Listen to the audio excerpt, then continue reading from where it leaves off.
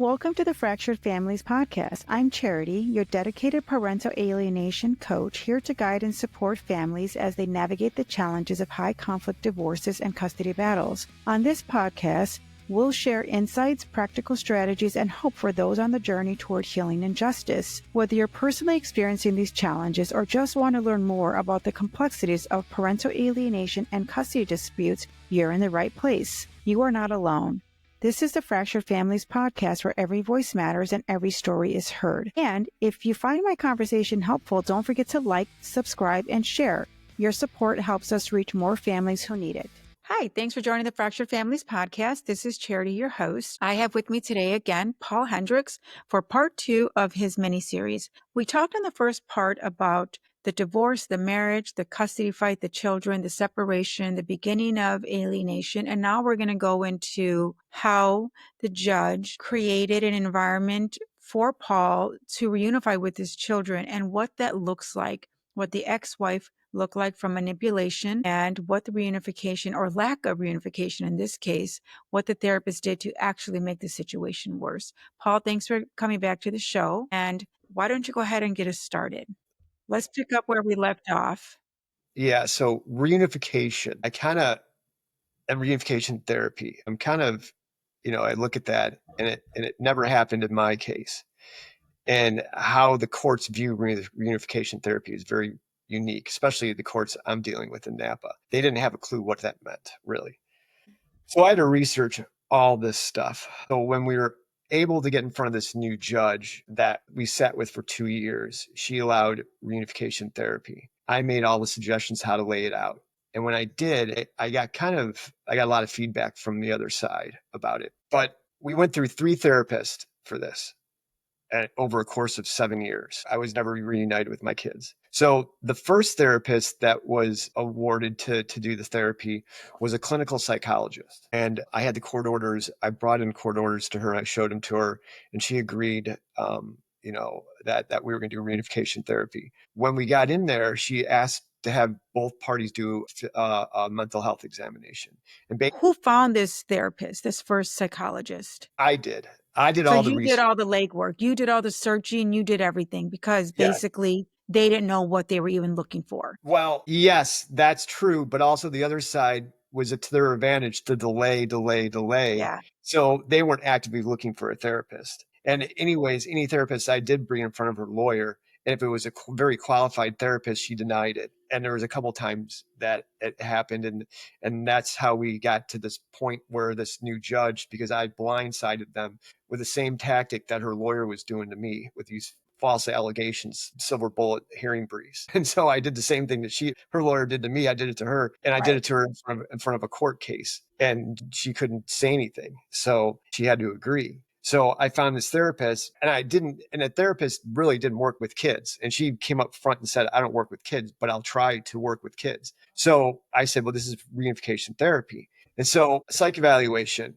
Basically, psych evaluation is what they do, or what she did was have me fill out a piece of paper, answer a bunch of questions, and then talk to me and kind of feel me out. And she was like, okay, you're good to go, basically.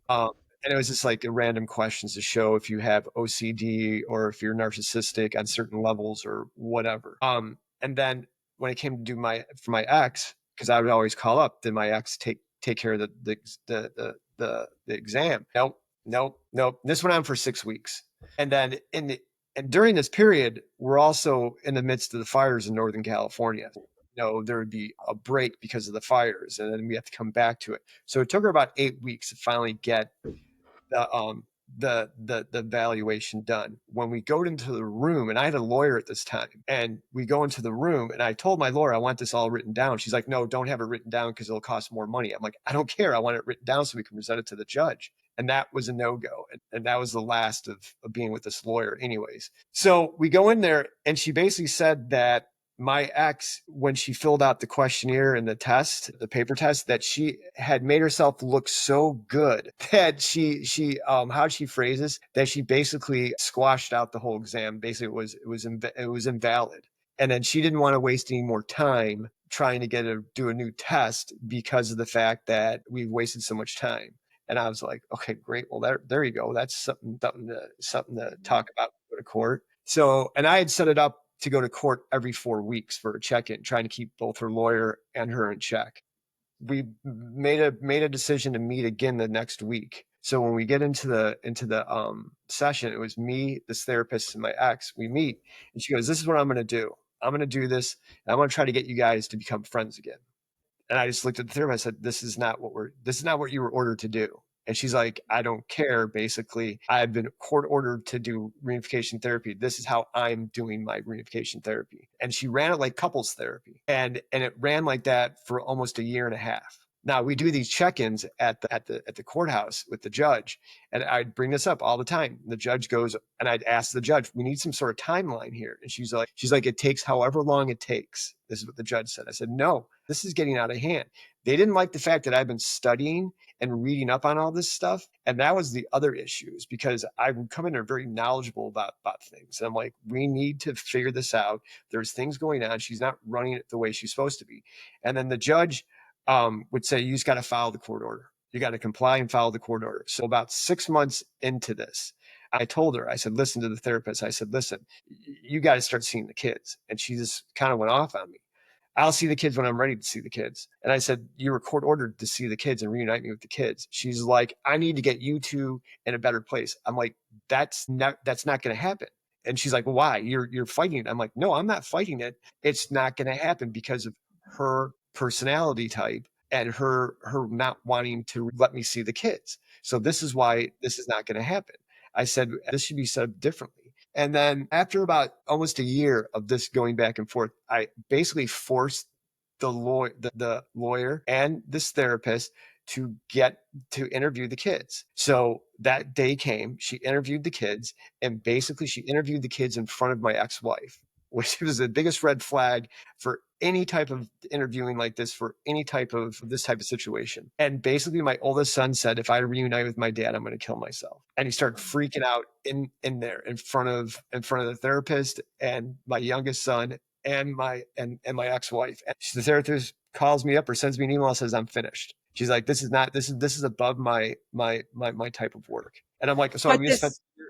Yeah. this whole time, this year and a half, you never still had any communication with the children. No, no. Matter of fact, the kids said to her in the session, basically in the session, that if I contact them or try to contact them, they're going to kill themselves. Basically, that was her verbiage. And I brought this up in court, and the court didn't really care. The judge didn't really seem to care either way. So now I go to court and I have enough evidence to present. And I am doing a spreadsheet on everything, on every session and everything. I was really due diligent at this time. So I brought it to court, entered it in as a hearing brief. Same process as it would happen to me all the time from her lawyer, I did to her. So I kept on kind of mimicking some of the stuff that she would do, which was kind of pissing her off. So I did silver bullet. I entered all this data in there. Then I said to the judge, I said, "Listen, we've been here going for a year. We've been in front of you for a year. I've asked you to set a timeline on this. You won't. This is what's happened. And here's the spreadsheet showing you what's happened." And I've kept this whole timeline. Judge is like, "Okay, so did you find a new therapist?" I'm like, "I'm in the process of looking for a new therapist." And by this time, when I would go out there and look for a new therapist, nobody wanted to touch the case at all, because it had been so long. The kids were so damaged, and no one wanted to get involved. Then when I brought up her lawyer, they're like, "Oh no, we want nothing to do with this woman." And I'm like, okay. So I'm kind of like in this between a rock and a hard place type of thing. So I finally get this one woman. She's a child psychologist, and she works with kids only. She doesn't work with parents. I talked to her, and she agreed to do one-on-one sessions with my kids first. And then she would do a one-to-one with, it'd be her, I, and my son, and we'd meet once a week, and we progressively get the kid comfortable with me to get him out of there into an environment where we could go to the park, go to have dinner, do whatever, to progressively work with it. So finally, I brought all the stuff to court. The judge signed off on it. And then we went to go do this. The judge is now writing all the court orders, because her lawyer rewrote a court order that made her client not have a mental health evaluation years ago. And I pointed this out to this judge, and she's like, "I'll write the court orders." And her lawyer got more pissed off at me, because her lawyer is now taking a vindictive attitude towards me. because I'm outwitting her on certain things, and she's not liking this. So in the court order, the judge specifically listed all the stuff that my ex was supposed to contact this therapist within a week, set up time to meet with the kids within 2 weeks, and then within 3 weeks we were supposed to go back to court. And she had some other things in there in the court order. None of this happened. And so I called up the therapist. I'm like, have you talked to my ex? No. Has she contacted you? No.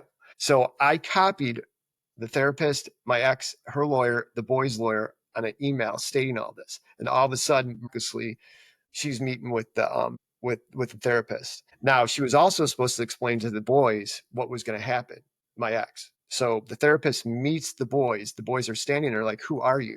And the therapist is like, I'm your new therapist. We're going to reunite you with your father. And they're like, she told me, the therapist said to me, the kids looked at her with this blank look at her face. And I'm like, didn't mom prep the kids? Nope, mom didn't prep the kids. I'm like, mom should have prepped the kids. This was a court order.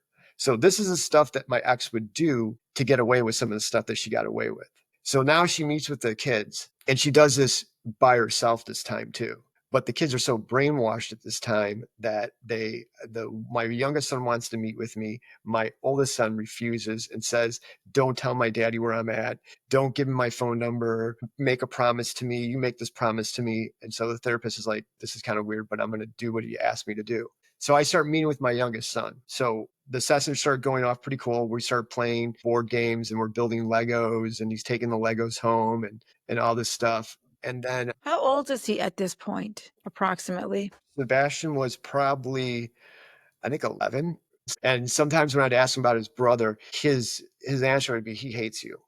And then for his brother's birthday one time, I gave him a present to give to his brother. He said he probably wouldn't accept the present, but he'd take care of it for me. And then he was being really attentive and very, very, very, very, affectionate and stuff. We started getting this going. Then all of a sudden, one day, we're in therapy session with this therapist, and we're both talking about what we're going to do next therapy session. Because I had talked to the therapist earlier. Let's go have dinner across the street at this restaurant right there, and we'll get something to eat, or maybe get a cake or something. Just get out of this room, because we've been in here for almost 6 months doing this, and things are starting to move along a little bit.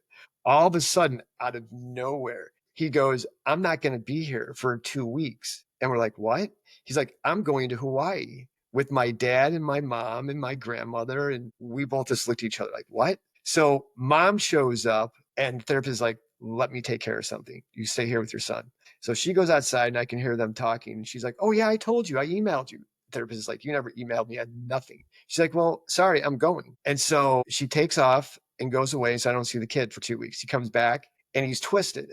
He's like, he doesn't want to see me. Then we go to court. When we get to court, I explain this to the judge, and her lawyer goes, well, his grandmother's 80 years old. And it's her mother. And they were celebrating her birthday. I'm like, yeah, but that's not the issue here. The issue is no one knew. And then the judge said something, and the lawyer said something, and they just blew that whole thing off. And that's what kind of would happen in the court. It'd be like no big deal type of like a thing. Like she could do this stuff. It'd be no big deal.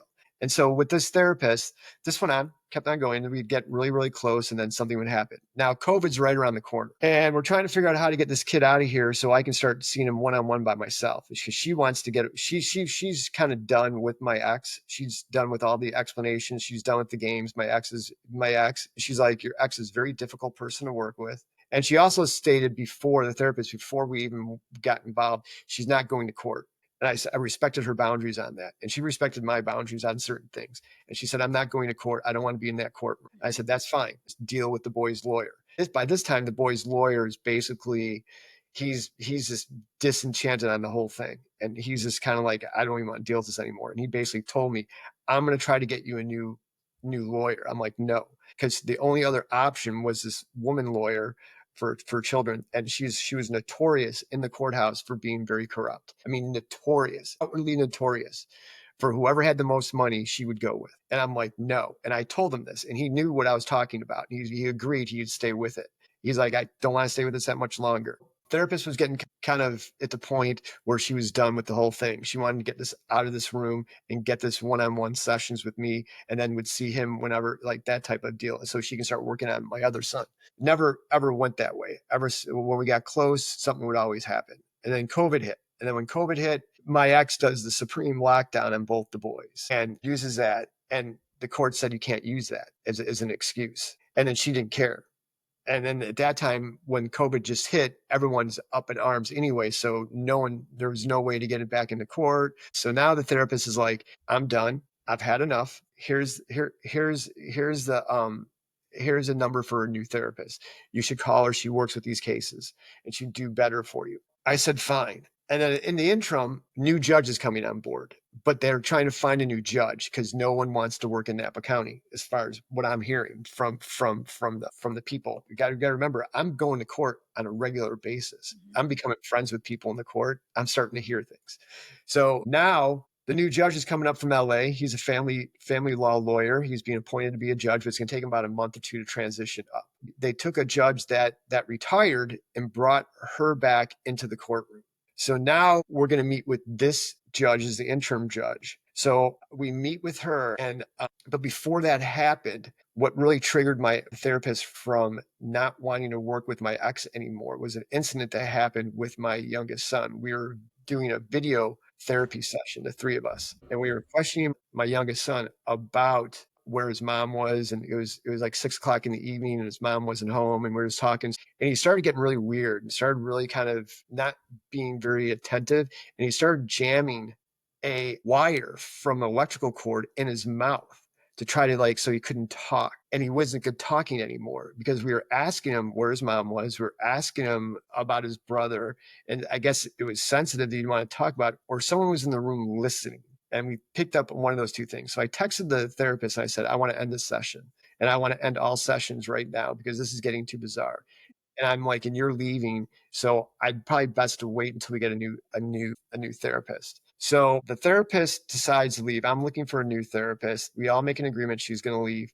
This is about a month later. We meet with this new judge. So I haven't seen my son now for a month. We pause it again for a month. We go to court, and literally the night before we get to court, I get a hearing brief stating, again, I abandoned the kids. I did this the night before, which is not allowed. The judge gets it. The next morning we go to court, and the judge looks at me and goes, you're causing all the problems. I'm like, no, I'm not. And I'm like, I'm like, first of all, because I never got served, but I got improperly served. So the judge goes, right here in this hearing brief, it says you abandoned the kids. It said for the last month that we stopped the sessions, and it was agreement between the therapist and I that we should stop them because my son had an episode in one of the therapy sessions that was very, very bizarre. And I tried to explain it to him. Now, when I try to explain something, her lawyer jumps in and changes the whole course direction of the conversation, which is the indicator that they don't want the truth to come out. Of course. So this judge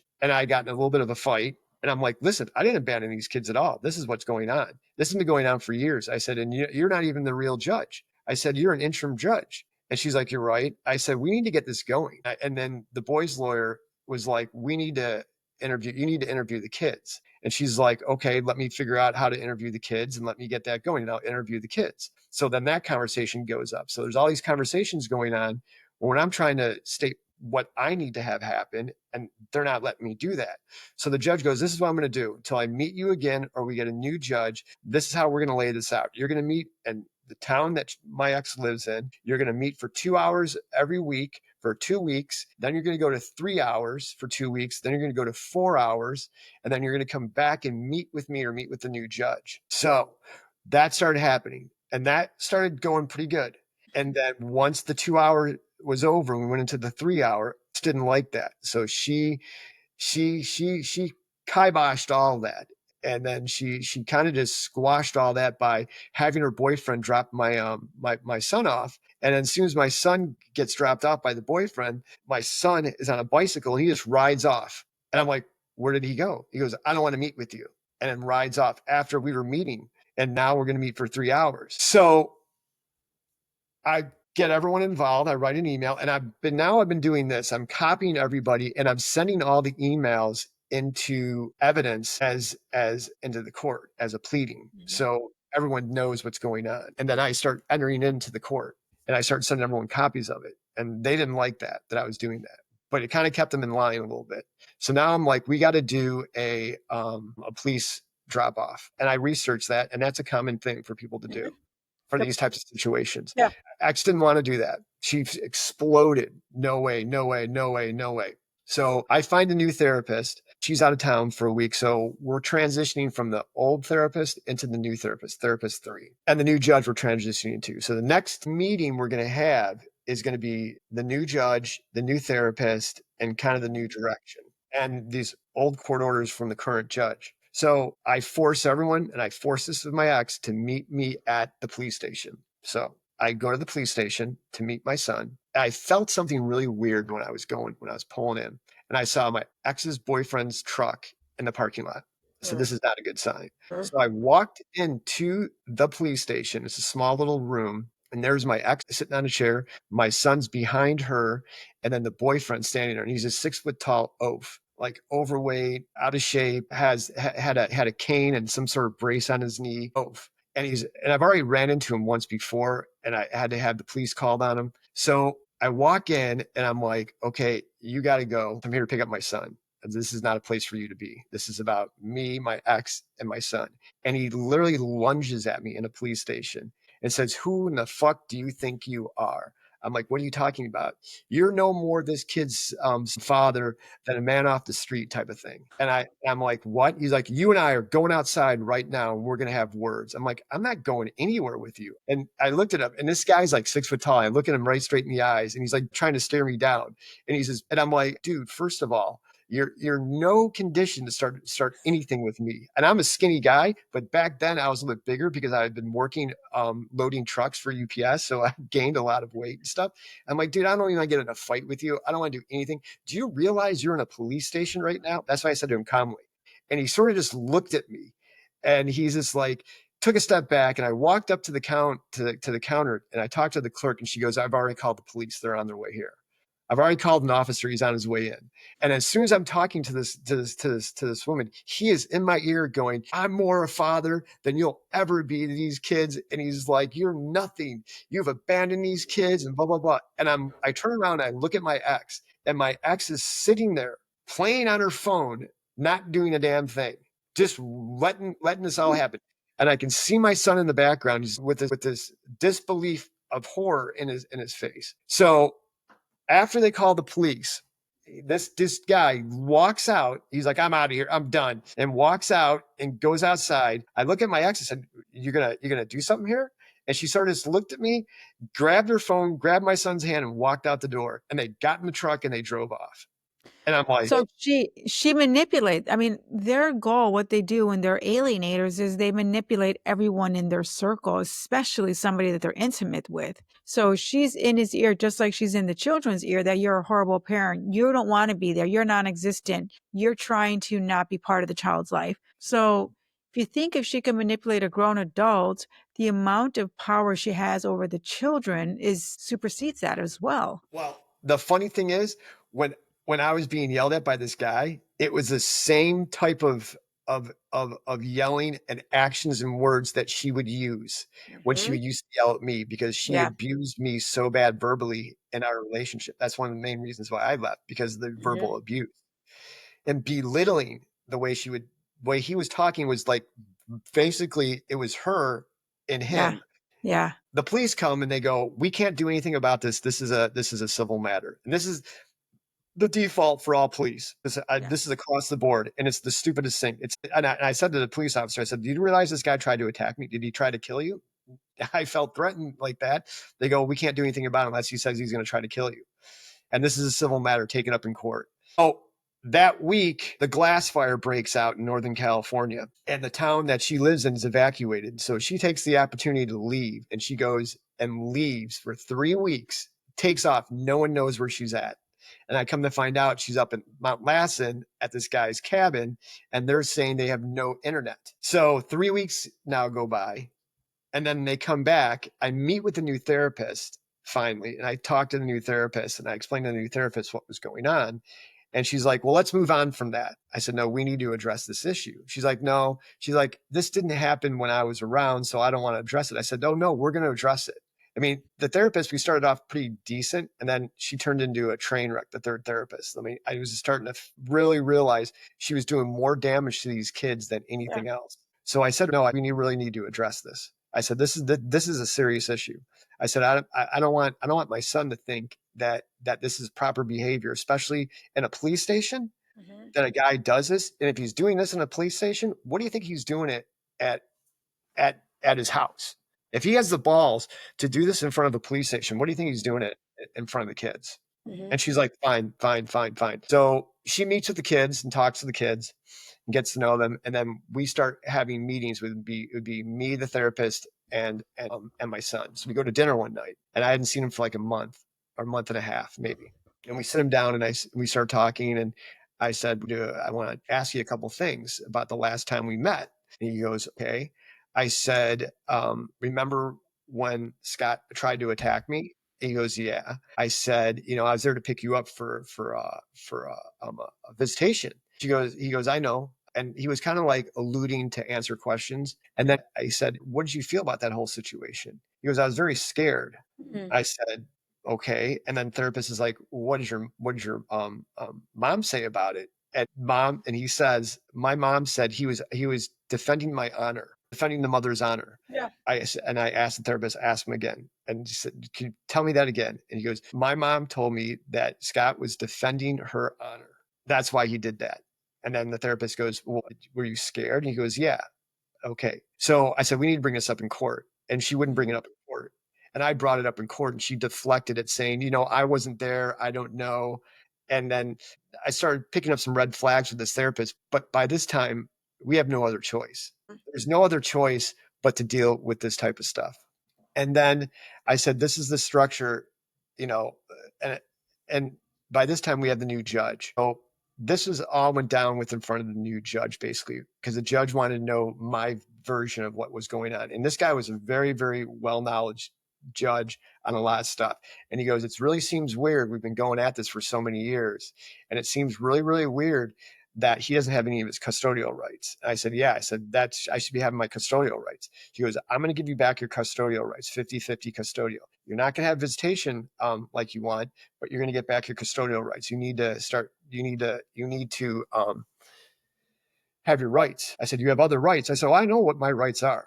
I go, but when I try to go check up on the kids at school or get school reports or things like that, mother intervenes and says, no, he has court orders saying the opposite. I'm like, that's not the truth. And he goes, you have rights. And I said, you're getting back your custodial rights. So I got him back. So we brought up the incident at the police station, and the therapist was like, we just want to move on from that type of thing.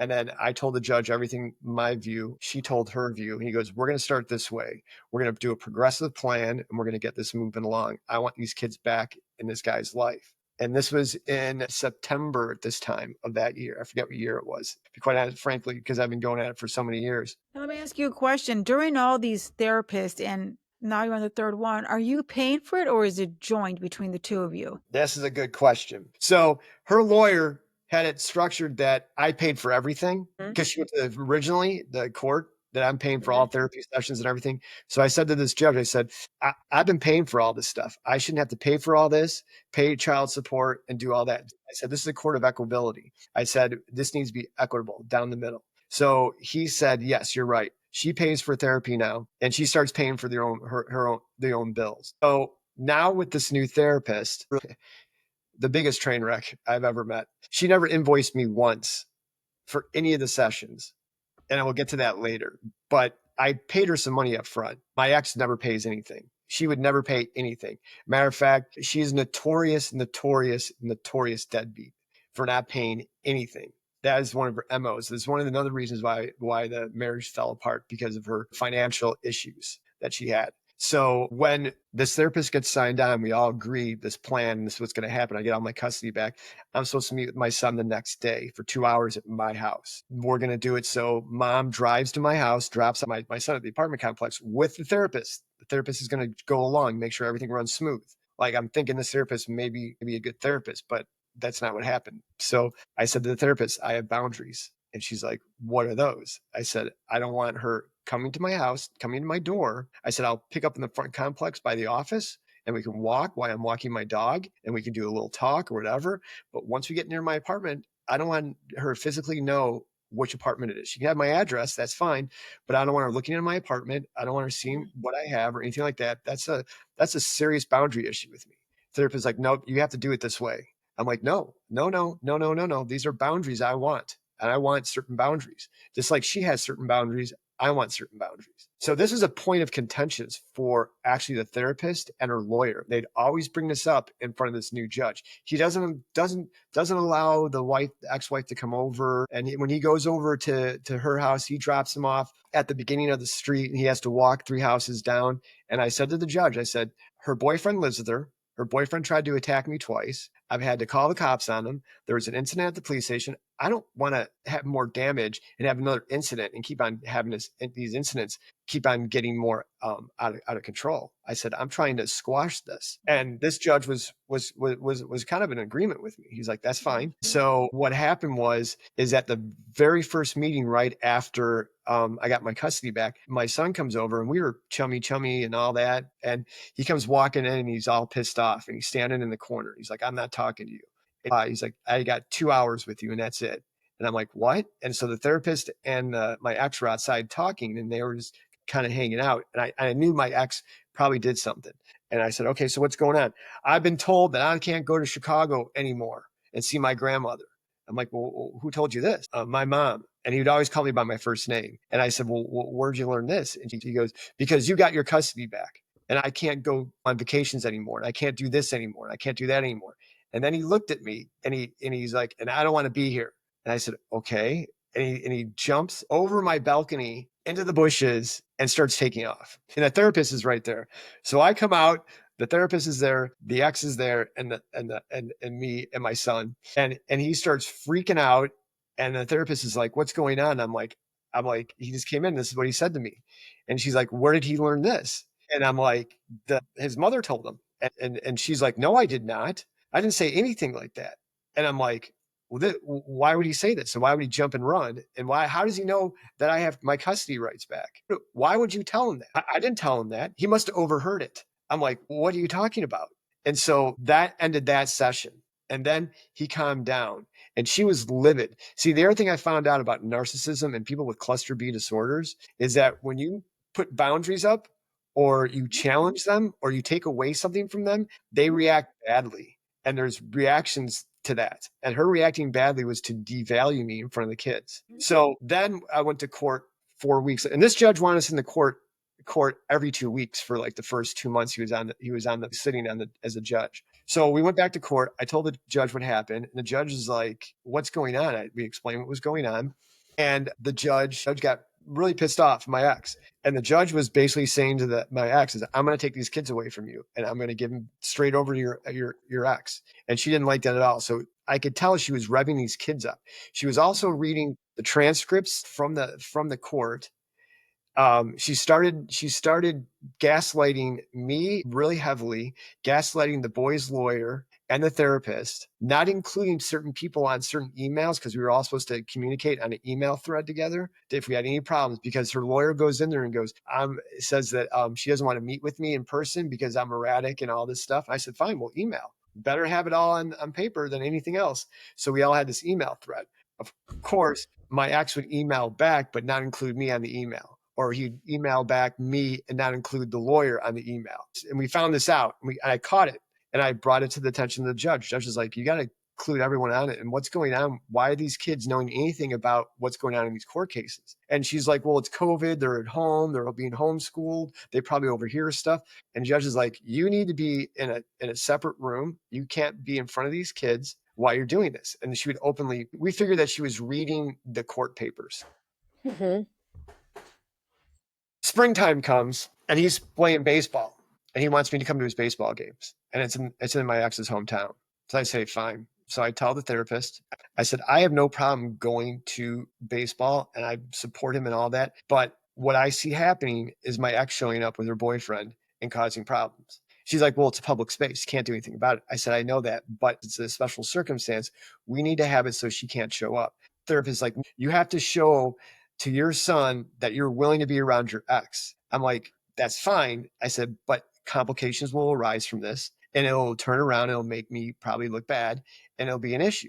I said, this is supposed to be my visitation time with my son. And I was court ordered to go to these baseball games. That was part of the court order. I had everything court ordered because that she just didn't listen anyways. So the therapist is like, no, just try it this way. So I would show up at the baseball game, and lo and behold, there come my ex, drunk, and be sitting down in the bleachers, and I'd be sitting up top in the bleachers, and I knew some of the people, some of the people there because I still have friends in the town, and we'd be talking and hanging out, and I'd be like, and there was my son playing baseball, and he would always like eye me, make sure I was watching him and stuff, and my ex would be causing like this little scene or whatever she would do, and then in the background, in the far end of the baseball field against the wall is her boyfriend cheering on my son. So here I am, and I'm like all mellow about it because I'm like, at this point, it's a shit show anyways. Can't do anything about it. So one of the baseball games, we were going to go to dinner afterwards, and because it actually fell on the day that I was supposed to have full visitation with him.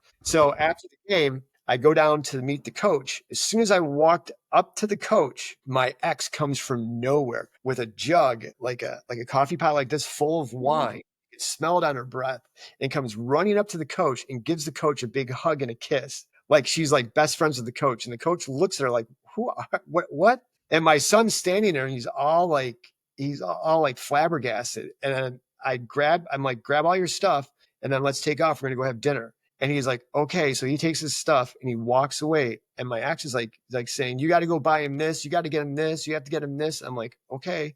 And I walk away, and I'm like, this is the stuff that would happen. Then another game, and I haven't seen my oldest son now in years. I wouldn't even know what he looked like. So supposedly at that game that I was with watching my son and stuff, my oldest son came and sat in the bleachers. My ex invited him. So I figured out that was my oldest son, but I didn't say anything because I didn't want to cause any problems, because what my ex was trying to do in front of all these people was to start a problem and ignite them so she could have witnesses. This is how this disorder works. Like this is part of this disorder and a part of her disorder. And now she's raging hard because I'm getting all this stuff back given to me, like as far as my kids and all that, and things are moving along, and she's not liking it. So she's raging hard. So she's trying everything in her power to kibosh all this. And this is what she does. That is the most unhealthy thing I think she could have did for my oldest son. As much as you might think it was healthy, it wasn't healthy. And I brought this up to the therapist, and the therapist brought it up in court. Like I was doing something wrong. I said, no. I said, my oldest son shouldn't have shown up. And they're all like, well, he wanted to go to the game. He feels excluded from the games. I said, we're doing therapy sessions this way, and we're trying to get my youngest son to be mellow with me and try to advance with him so I could have some sort of life with him. And it turned out just all the time with this new therapist, it was starting to be my problem. And then at the end of when I knew things were kind of going the wrong direction in the first place, I was like, this is not correct. So I started taking my son. I figured out I had enough time to drive my son to this amusement park next to my house and take him back within a 2-hour period. So I clocked it that way. I timed it that way. So we went to this place, drove go-karts for a while, and came back one night. And I drove him back to his house. And it was perfect. It was 2 hours. So he goes and tells his mom where he went. The next day I get an email. You're not allowed to leave the house. You are not allowed to go anywhere outside the perimeter of the house, of your apartment or your house. You're not allowed to do that. And this is from her lawyer, and the therapist agreed upon it. You can't. I'm like, no, you're wrong. I got my stuff back. And so my son came over for visitation, and I was waiting at the door, got everything ready to go again to the music park like he wanted to do. I opened up the door, and she looked at me and she goes, you do not go to the amusement park. You don't have time. You only have 2 hours. And if you go over 2 hours, I'm calling the police, type of thing. I'm like, okay, no problem. Whatever you want. So I get my son, we get in the car, and we start driving off. He's like, you're not supposed to leave. I said, well, what are you talking about? I said, we're going to go have some fun. We'll be back. You have to be back in 2 hours. You can't leave. I can't leave. And he goes, and if you leave, my mom's going to get thrown in jail. Oh my gosh. I'm like, no, she's not. You're going to have her thrown in jail. I said, no, I'm not. No, I'm not. So I drove him across the street to this outlet mall that we have, that there is. He calls his mom, tells his mom to come pick him up. This is all planned out, by the way. This is all planned out. So he jumps out of the car, runs inside the store. And I'm like, okay. So I sat in the parking lot, waited for my ex to come. My ex comes and picks him up and drives off. They used this against me in court. And so I told the judge, I said, Judge, it was two things you could do. You can de-escalate a situation or you can escalate a situation. And I'm very good at de-escalating certain situations at a reasonable level. And I said, my son was threatening to jump out of the car in the middle of a highway if I didn't pull over. So I had two choices there.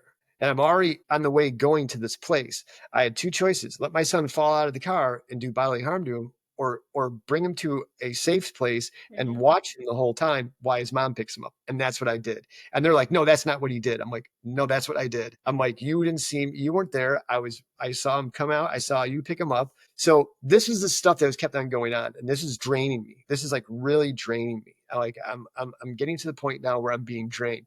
Now, what I think people don't understand in this type of situation and why it's frustrating in this situation, courts don't want to automatically take the kids away for a lot of reasons. And they have a guideline they have to go with. And one of the guidelines, best interests of children, and there's points they have to look at. And one of those things is how much time the kids are spending with the other parent or the non-custodial parent. Or and a custodial parent. And if they're spending more time with the one side, they're going to let them stay at that side. That's just how the game works. Doesn't matter if there's abuse going on or not. That's how the game works. What I gathered from this new judge is he wanted to actually get these kids in my possession, and then he was going to pull the rug out from my ex, because he was really pissed off at her, and he basically cut her off in court. We were on Zoom at this time still, and he actually blocked her from talking. She couldn't speak anymore. She had no way of speaking because she was so abusive to me one day in a courtroom. And I could tell he would that's the direction he was going. Well, yeah. So the courts believe that it's in the best interest of the child, and it's more harmful for the child to be pulled away from a custodial parent, especially if there's been an extended period of time where they haven't been with that parent, even if that child is inflicting psychological abuse at that household. Right. And I told the therapist, I said, why don't we do this? I said, it's something that I've learned in reunification therapy, some of my research from these guys from Texas. I learned it from Stephen Miller.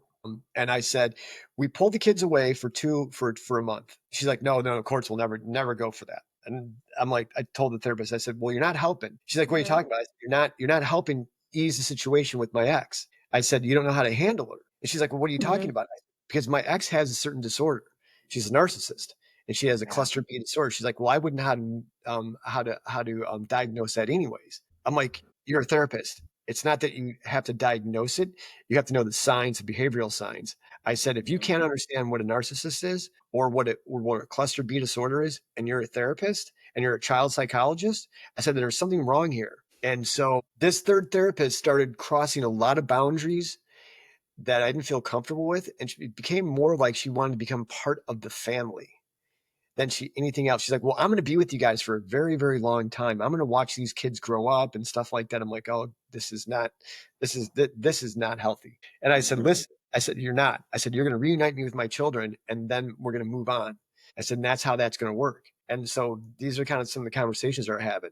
We're getting ready to really kind of start moving in a direction for doing overnights, because I want to start doing overnights, because I can at least do an overnight. It may go in the right direction, because I have actually told her, if you don't want to do a month, let's do 2 weeks. No, it's not going to happen. I said, let's do a week. She's like, no, that's not going to happen. The kids need their mother. I'm like, but it's not healthy for them to be with their mother right now. So I brought all this up in court, and the therapist freaked out. She's like, Judge, she almost started crying in therapy. Oh my gosh. You can't let this happen, and blah, blah, blah. I'm like, oh my God, this is not healthy. The kids are going to kill themselves, and it's not good for their brain development, and blah, blah, blah. I'm like, this is the twilight zone for me at this point. And we've been going at this now 8 months with this new judge. So the judge is like, we need to do something, and we need to do something here. This needs to get finalized and finished. He's like, I'm running out of patience with all this. And I'm like, I am too. And so we sit down and meet to figure out a good timeline. Now, the day before, my ex revved up my child really, really, really bad before we were supposed to meet for this session with the lawyer, the therapist, and my ex, and come up with a game plan, a cohesive game plan. And it really pissed me off, because I'm really frazzled now, because I've been going at this for years and I'm frazzled. Yeah. So I exploded at my ex in front of that meeting, and I just walked away. I wanted nothing to do with it. She just, and the other thing that was pissing me off at that meeting, the therapist was talking about flipping, going fishing, and how her family is this and her family's that. And I'm like, we're supposed to be here to talk about a game plan. You're talking about your family. And she's like, well, this is how I conduct therapy. I'm like, no, this is not how you conduct therapy. I said, I've been now to enough therapists. So now that happened. They used that in court against me, that I blew up and I did that. And I said, you're right, Your Honor, I did. I said, and he was mad at me. And this is the first time he was actually mad at me. I said, but I can't deal with, I said, this is what happened. And he sort of was like, well, we got to try something here. I said, yeah. So I forced them to meet again. So it was me, the therapist, and my ex. And we came up with a game plan. We were going to do 2 days, a week on visitation for like 8 hours, full days, pick them up from school, bring them back after dinner type of thing. And then we're going to start doing overnights. It would progress into overnights. And we had it all mapped out. And you could tell my ex was getting agitated. You could just tell she was like getting really agitated. And she was like, she had to go take a timeout. Therapist says you need to go take a time out from the meeting, and you could tell that she was getting all worked up because this is what the judge ordered. And by this time, I think her lawyer was making her do stuff that she didn't want to do, because I think her lawyer was getting in trouble too, and it was looking bad on the lawyer from this judge, because she didn't want to piss this judge off, because she's going to have to deal with this judge on a regular basis. Yeah. So, and this guy was pretty fair. So as soon as we made all these plans and everything, my ex freaks out, and I'm like, listen, you've manipulated these kids, you've brainwashed these kids. They don't like me anymore, and it's because of you. She's like, you're wrong. You're wrong. You're blaming everything on me. I'm like, no, this is how it goes. And so I said, I'm going to play a recording. And I've played this for other people. And I played this for a therapist. And I'm going to play it here. It was a recording of my young son and my oldest son when they were very young, telling me how much they hated me and how much I'm a con man and how much their heart tells them what to do. And it was all, he was all scripted, right? I said, this comes from somewhere. And this is when I knew things were going to go south. The therapist looked at me and goes, oh, that's so cute. And I said to the therapist, oh my gosh. I said, excuse me? She goes, that's the cutest recording. I can't listen to his voice. And I'm like, he's calling me a con man. And he's telling me that he doesn't want to live with me. And that all this stuff that a young kid at 4 years old would not know. Yeah. And I said, you think this is cute? And she's like, oh yeah. And I'm like, okay. I said, we got to finish here. I said, I got to go home. I got to do something. I said, so we all got the game plan here. We're going to start this next week. We're going to start visitation this way, and we're going to start doing overnights. She's like, yep, no problem. So I get a phone call when I got home, or I got an email. And the therapist did a lot of this too, a lot of gaslighting too. I got an email. We're not going to go with this schedule anymore. We're going back to the normal schedule. We're going back to the normal game plan. I'm actually leaving for 3 weeks, and we'll deal with this when I get back. I'm like, I emailed the therapist. I said, no, this is ordered by the judge. This is what's going to happen, and we need to have this going on. You can't do this. And I said, and she's like, no, I said, fine, I'm firing you. I said, I don't want to work with you anymore. And I said, I don't want to work with you. You're not helping this situation. You're making the situation worse. Then the next day, I get the bad news that the new judge has been hired to go to the federal courts. So he's been taken out of the Napa County courts, and now he's in the federal court system. The boy's lawyer that we had, I think he had enough of this whole situation. He retired from practicing, done from practicing. So an email gets sent to me by her lawyer, because I know her lawyer's probably happy as shit, explain this to me. And I see another email address on there. And I'm like, well, where's this email address from? So I look up this person, and it's a new boy's lawyer. Now, this guy has never been in the family court system, never been a child advocate at all, never worked in the family. It was a real estate lawyer, and he was brand new lawyer. And this is how usually it works with minors counsel. They get paid the court will award them the money. So if I have the boy's lawyer, I got to pay the boy's lawyer. It's automatic guaranteed he gets money. So this is how they start out. A lot of lawyers start out. They start out as minors counsel because it's guaranteed money. It's guaranteed working in the court system. So I approached the guy. I'm like, who are you? He's like, well, I'm the boy's lawyer. I'm like, I checked on the docket. You're not even, who appointed you? He goes, well, I'm coming on now. I'm like, did you enter all your paperwork for change of circumstances and stuff? No. I'm like, well, then you can't be on this email thread. And I said, who told you to be on this email thread? And I got really pissed at him. He goes, well, I was told by her lawyer. I said, no. You cannot be on this email. I said, until you go to court and you're automatically put on the thing, you cannot have any contact with my children and you can't do anything. Well, you can't tell me what to do. I said, yeah, I can. And I am telling you. And so and then I wrote this in an email because he wouldn't call me back. This is the other game they would play with me. They wouldn't call me back. And so we go to court, and now I'm back with another judge that I sat with for over 2 years. And this judge comes out, and you can tell she's visibly shaking. And I'm like, I don't want you in this courtroom. And she's like, well, why? I said, because you didn't do anything for these children for 2 years. She's like, we're getting a new judge next week. I said, okay. She's like, so we're going to set a date for next week. Come back next week. You're going to have a new lawyer, new judge in place. I'm like, fine. She's like, but I need you guys to do this, this, and this. I'm like, at this point, I'm like, no, I'm not doing anything else. I'm done. We've done everything we can. I said, this has to stop. You're doing damage to these children. Yeah. So the retired judge that was the interim judge that I got in a fight with comes back in the courtroom as the judge because they're trying to find a new judge. They can't find a judge. No one wants to work. It's COVID, and they can't find a judge to come work in Napa County. That's kind of how the bottom line is. I saw so many judges to go through those courtrooms. So then what happens with the last judge, Paul? So we go to court. The new lawyer is there, boy's lawyer is there. The therapist is there. The new judge is there. Her lawyer is there. My ex is there. And they're all on Zoom. I go to court, physically go to court. The night, 2 days before on my son's birthday, because I was out with my son for his birthday, I get the hearing brief again. In the hearing brief, I read it. Basically said, I refuse to do psychological evaluation. I refuse to do this. I refuse to do this. Because she knew there was going to be a new judge. This is a silver bullet technique. So I write back in a hearing brief, I'm not going to rebuttal to any of this because first of all, this is the code. She shouldn't have done it this way. I need 7 days in advance. The court keeps on taking this like this. This is not correct. But I'll talk to the new judge when I see the new judge. So as soon as I said that, I sent that brief out. Everyone got it. Then her lawyer, the boy's lawyer sent in a exhibit and a pleading, which he never served me with. So that was illegal to do. And then the therapist sent a letter to the judge and never sent me a copy of it, which is illegal to do. And the judge, when I got into the hearing, the judge already was taking away my custody. You could tell. And she was pissed. And she comes in and I explain the judge's situation. She's like, you're losing all your custody.